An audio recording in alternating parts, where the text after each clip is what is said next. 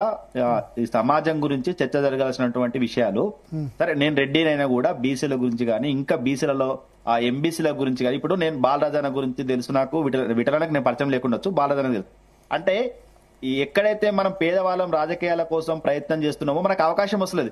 ఎవరో వాళ్ళు ధనవంతులు వస్తున్నారు, వ్యాపారవేత్తలు వస్తున్నారు, మన సీటు దొబ్బిపోతున్నారు. ఇప్పుడు రాజకీయ పార్టీలు కూడా 10 సంవత్సరాలు 5 సంవత్సరాలు పనిచేసిన వాళ్ళకే సీట్లు ఇస్తామంటే మనం హార్ట్ఫుల్ గా పనిచేసినాం. ఇప్పుడు బాలరాజన్న కూడా తెలుసు తెలంగాణలో మేము ఏం చేసినాము. విటరానికి అయితే పరిచయం లేదు, చిన్నపిల్లగాని కాబట్టి విటరాలకు పరిచయం లేకూడదు. కానీ ఇంత హార్ట్ఫుల్ గా గ్రౌండ్ల స్థాయిలో పనిచేసే వాళ్ళకి అవకాశం ఇవ్వకుండా ఎవరో ఒకడు 100 కోట్లోడో 1000 కోట్లోడో వచ్చి మనకు రావాల్సిన అవకాశాలు తీసుకుపోతుండు. అది మనకు కోపం ఉండాలి. ఎందుకంటే సమాజంలో పేద వర్గాల కోసమో పేద ప్రజల యొక్క బాధలు గాని కష్టాలు గాని తెలిసిన వాళ్ళం వాళ్ళ కోసం ప్రయత్నం చేసినాం.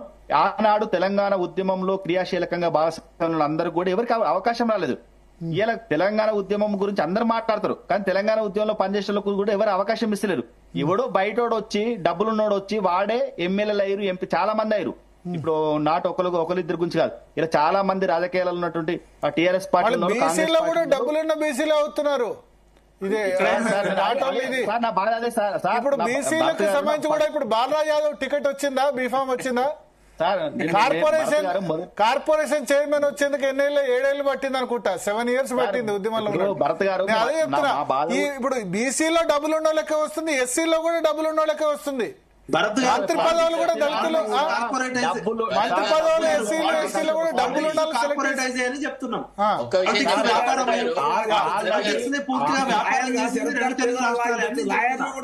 డబ్బులు ఉండాలిగా వాదిస్తున్నారు పేదలకు. ఒక్క మాట చెప్పాలి భరత్, ఒకటే మాట. ఇప్పుడు మనము అయితే ఇప్పుడు ఫర్ ఎగ్జాంపుల్ ఈ జీ టీవీలో బాలరాజ్ యాదవ్ అయినా మాట్లాడవచ్చు, విఠల్ అయినా మాట్లాడవచ్చు, జాజుల శ్రీనివాస మాట్లాడి అందరూ మాట్లాడచ్చు, టీ న్యూస్ లో మాట్లాడవచ్చు. అనే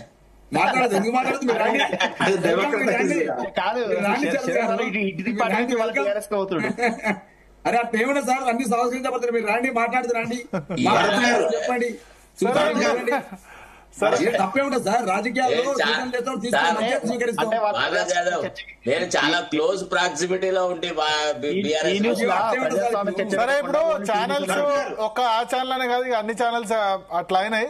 అదృష్టవశాత్తు మా చైర్మన్ గారు మా జీ గ్రూప్ అవకాశం ఇచ్చింది కానీ నడపగలుగుతున్నాం. మేము కూడా ఈ చర్చ ద్వారా 2 కొత్త విషయాలు. ఒకటి, మన జస్టిస్ ఈశ్వరయ్య గౌడ్ గారు ఇనిషియేటివ్ తీసుకొని మా శరత్ కుమార్ గారు సపోర్ట్ తోటి ఒకటి అందరం కలిసి ఒక ఎలక్షన్లు ఆపడానికి ప్రయత్నం చేయడం ఒకటి. సెకండ్, ఈ జేఏసీలు అన్ని విడిపోయి పడిపోతున్నాయి. జేఏసీలు అంటేనే జాయింట్ యాక్షన్ కమిటీ.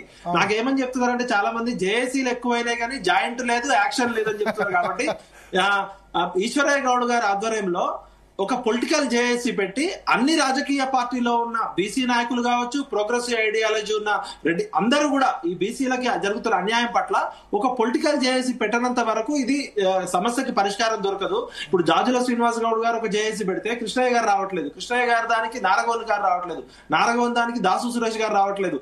దీనికి చిరంజీవి అందరూ కూడా కలిసి సూది దారం తీసుకొని జీటీవీ భరత్ గారు, శరత్ గారు, నేను అక్కడ ఉన్న అందరం కూడా ఇనిషియేటివ్ తీసుకొని ఒక ఆహారం తయారు చేయాలంటే ఇగో ప్రాబ్లమ్స్ పక్కకు లేకుండా ఇమీడియట్ గా పొలిటికల్ జేఏసీ స్టార్ట్ కావాలి.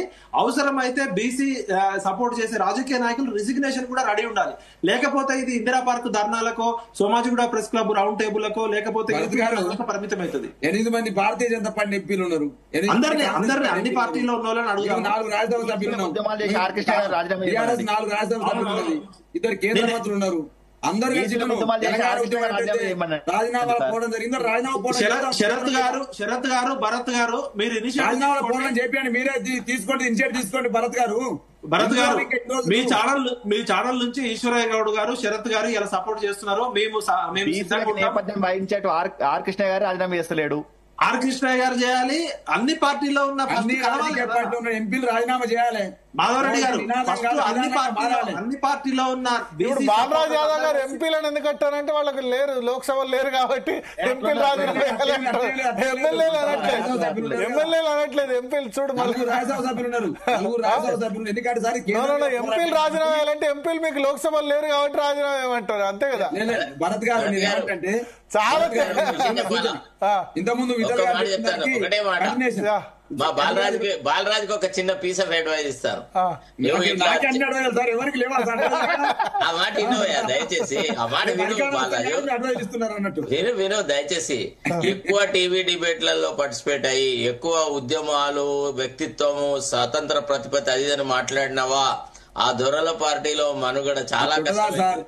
అదే కేసీఆర్ నన్ను కార్పొరేట్ ఏం లేదు, అట్లున్నది ఎలిజిబిలిటీ ఉంటది, ఎబిలిటీ ఉంటది, కష్టపడే తత్వం ఉంటది. నేను ఏదో 25 ఏళ్ళు రాజకీయాలు ఉండబట్టి 99లోనే వామపక్ష విద్యాసంఘంలో డివిజన్ సెక్రటరీ. నేను 25 ఏళ్ళు నేను రాజకీయాలు ఉండబట్టి అట్లా అవకాశం అంటే సార్ పార్టీ ఫంక్షనింగ్ బదులు లెటర్స్ భరత్ గారు ఈ చర్చ ద్వారా మీరు అప్పీల్ చేయండి అన్ని రాజకీయ పార్టీలో ఉన్న బీసీ సపోర్టర్స్ కి, బీసీ నాయకులకి, ఎందుకు మీరు ఒక